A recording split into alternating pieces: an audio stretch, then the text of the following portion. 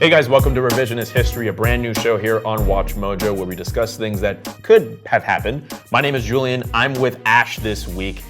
This week we're going to talk about an important moment in NFL history. Drew Bledsoe, we remember him as the quarterback for the New England Patriots in the early 2000s. That wasn't until he got knocked out of a game. Tom Brady takes over for him, and he becomes the amazing quarterback that we know him to be now. The question we're going to be asking here is, what if Drew Bledsoe never got injured? Gonna run it.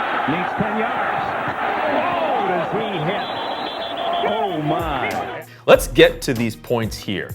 We have our fancy hourglass here, and away we go. So let's get to the first point here. Drew Bledsoe, does he lead that Pats team to a Super Bowl? So it's worth noting that he actually came back after getting injured in the AFC Championship game and led them to victory. Now, 2 weeks later, Brady got the start. The rest is history.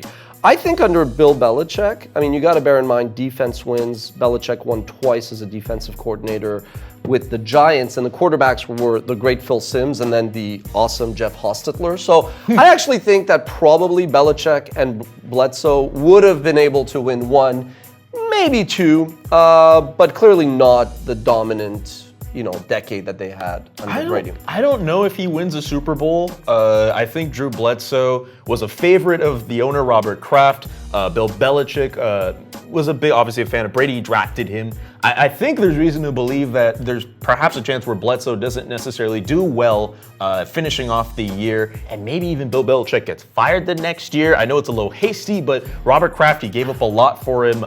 He gave up a lot for Bill Belichick to be the head coach, and he already has a little thing with Bill Parcells in the 90s as well. Maybe he's trying to get hasty. He's trying to get the team some success. But all that to say, Drew Bledsoe doesn't do that well in that year, and then next year maybe they sever ties with him and Belichick and all that. I don't think Bill Belichick stands around with him. Fair enough, but they had committed to a $100 million plus contract to Bledsoe, so I think ultimately the owner would have prevailed and Bledsoe would have stuck around.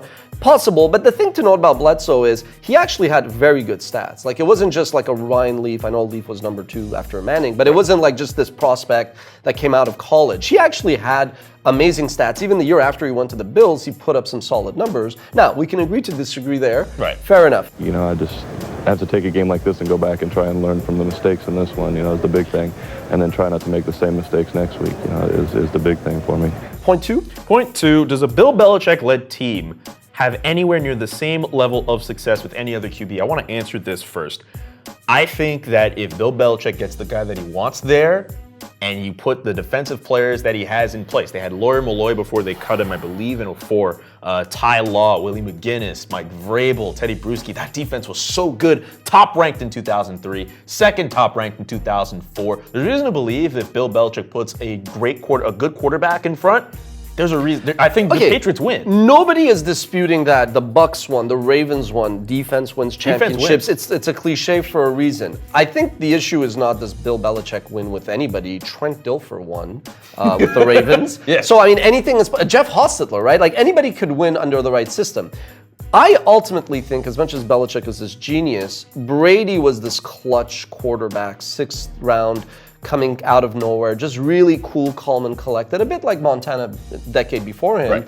Right. Just had this kind of X factor. So I actually think, separate tracks, Belichick may win 2 with another quarterback.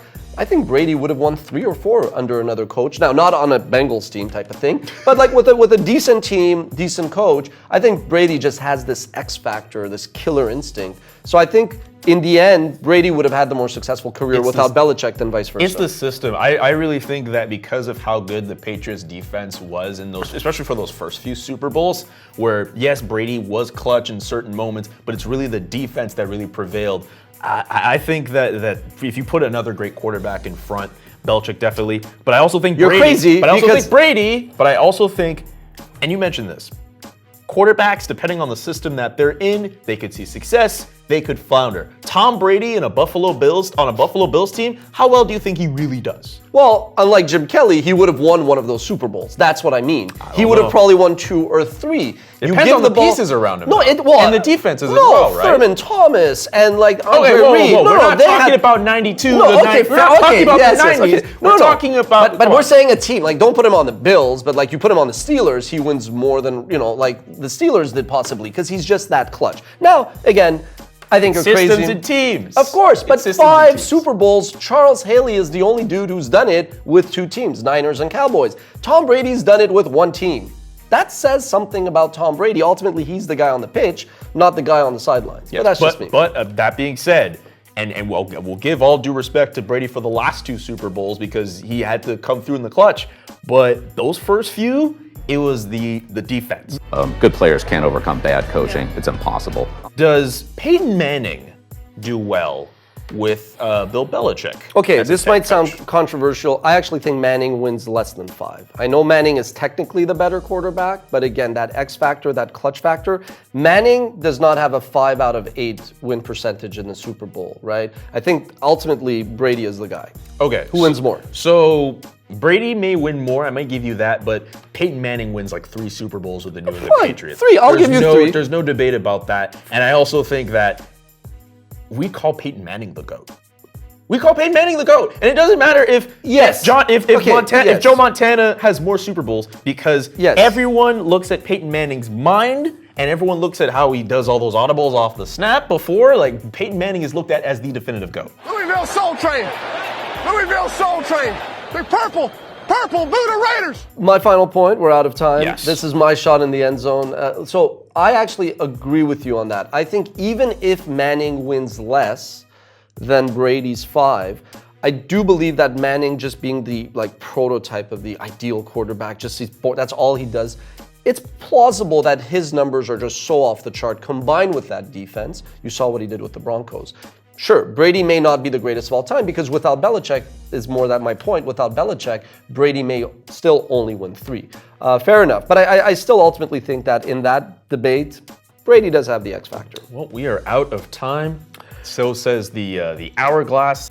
Hey, don't worry about if we got to make an adjustment on it. These guys need to be able to do that.